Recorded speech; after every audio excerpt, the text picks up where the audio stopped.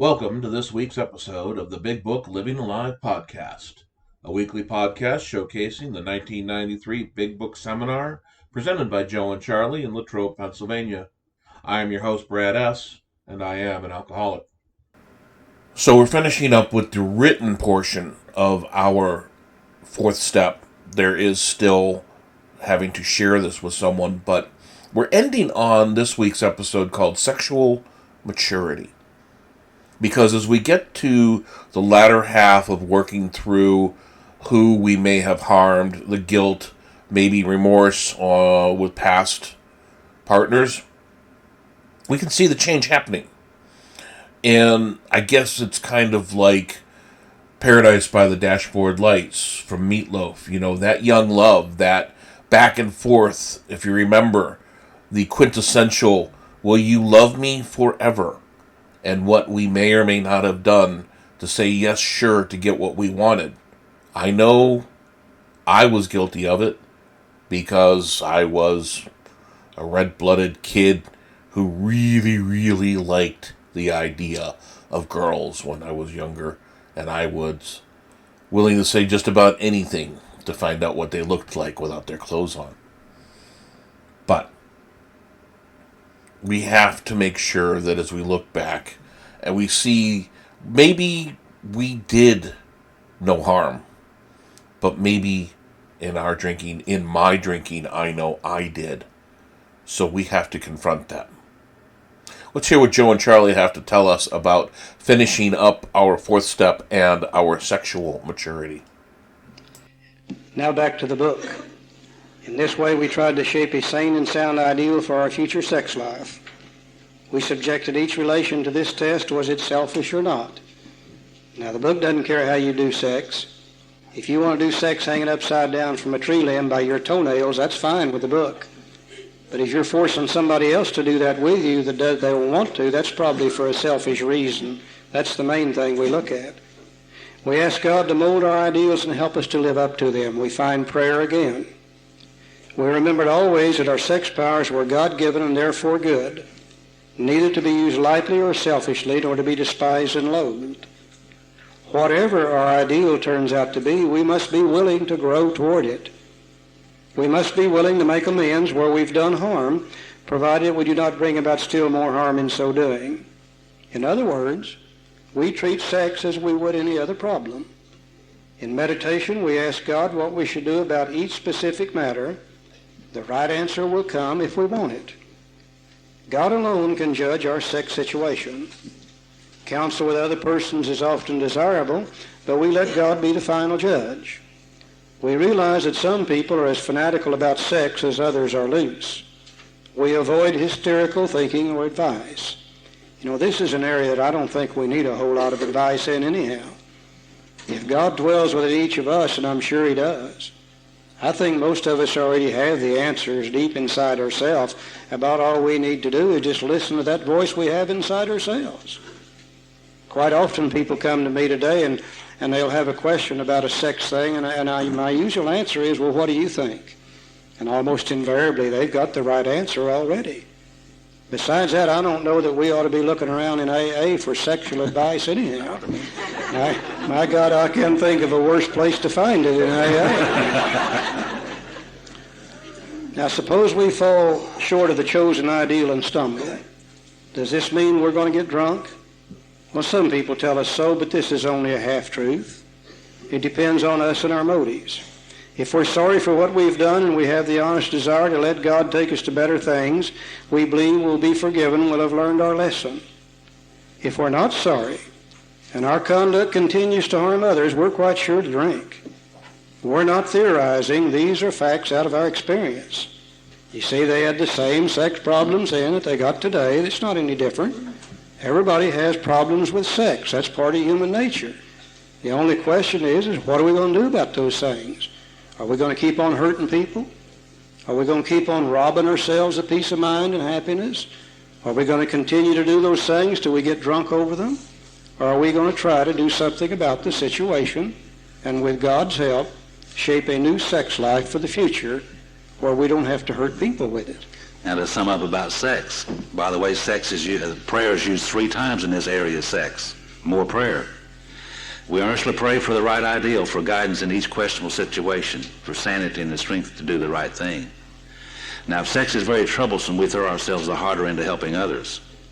We think of their needs and work for them. This takes us out of ourselves.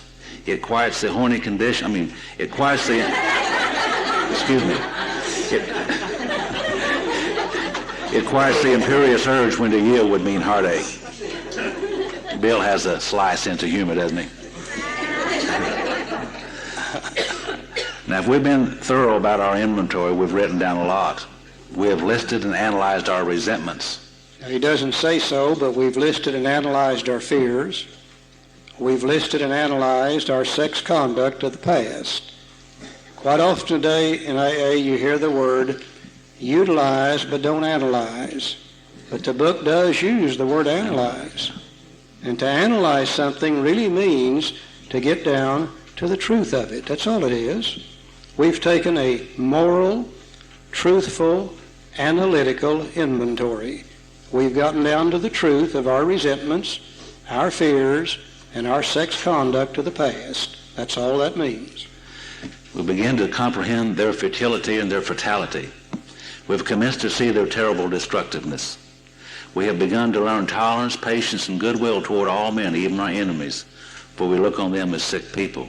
You know, we've emphasized over and over, this is not a negative thing. This is a positive happening. And here at the end of step 4, we've begun to learn tolerance, patience, and goodwill toward all men, even our enemies. Man, that's a radical change in our personality. And we're just now finishing up with step 4. So the changes are already taking place. We have listed the people we've hurt by our conduct and are willing to straighten out the past if we can. In this book you read again and again that faith did for us what we could not do for ourselves. We hope you are convinced now that God can remove whatever self-will has blocked you off from him. If you've already made a decision, step 3, and an inventory of your grosser handicaps, step 4, you have made a good beginning. That being so, you have swallowed and digested some big chunks of truth about yourself. He says we have made an inventory of our grosser handicaps. I think one of the great mistakes in AA is everybody sitting around waiting till they get well so they can do step 4 perfect. And I think here he recognizes that we're not ever going to do it perfect. Let's look at the grosser handicaps. Let's get rid of some of those things. That'll give us enough peace of mind, serenity, that we can get on with the rest of the program. What are the grosser handicaps? Resentment, fear, shame, guilt, and remorse. What are the gross handicaps? The things that cause those things. Selfishness, dishonesty, self-seeking, frightened, and inconsiderate. We've looked at all those things. We've analyzed them. We've got rid of a lot of that stuff. Already we are becoming a lot better off than we were before. As I look back in my past life, I think this inventory is about all I need anyhow. I can never remember an emotional situation in my life that did not revolve around one of 3 things. I was either madder than hell at somebody, I was scared to death about something, or I'd done something and hurt somebody else, and guilt and remorse was eating me up. As I project into the future, I don't see anything coming up that won't be involved in one of those 3 things. I'm either madder than hell, scared to death, or I've done something and hurt somebody else, and guilt and remorse is eating me up. This seems to be pretty well complete for us. It really does work. Now, I don't know whether you all have noticed or not, but nearly all the information in the big book on sex is on page 69. It really is. I don't know that has any meaning whatsoever, but that's where most of it is. We heard a story about a young lady in AA who had been sober maybe 90 days. And she went to see her sponsor, and she said, "Sponsor, I got a problem." And her sponsor said, "What is it?" And she said, "Well, it's this sex thing."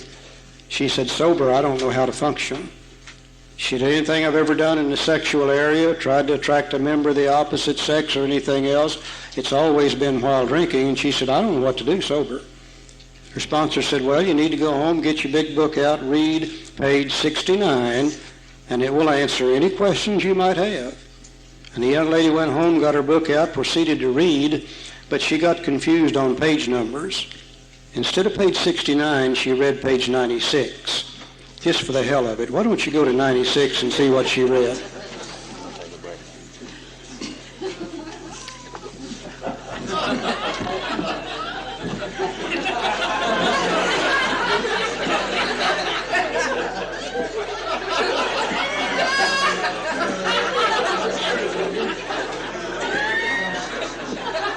I think that's one of the most appropriate things I ever read. It just goes on and on and on. Let's take about a 15-minute break. Okay, I admit it, guilty as charged. I did finish off this week's episode as they were laughing with the nice little fun joke. If you have not looked at page 69 versus pages 96 in the big book, you're going to miss this joke, but it truly is worth your time to crack the book open and figure out why, when everything talking about sex on page 69 just kind of gets turned around a little bit. Also, what a great chapter episode this week.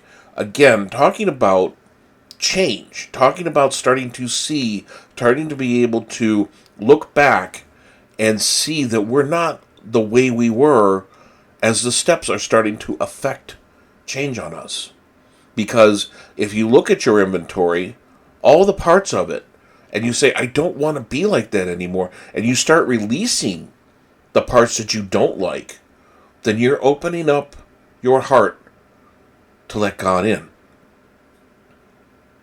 Remember, you cannot put more love or caring or anything else into a jar or a vessel that's already full. You have to get rid of some of the baggage. You have to clear the decks. And again, the whole point of this exercise the last few weeks has been like a business inventory. If you do not discount and get rid of or even donate the old, the baggage, the clutter, if you don't clear those out, you're never going to make room for the new things that will make life so much better. I hope you enjoyed this week's episode as much as I did. If you'd like just the raw Joe and Charlie portion of the podcast, that is available on our Patreon site. The link to that is available on our website or in the pinned comment. Until next week, this is the Big Book Living Alive Joe and Charlie podcast.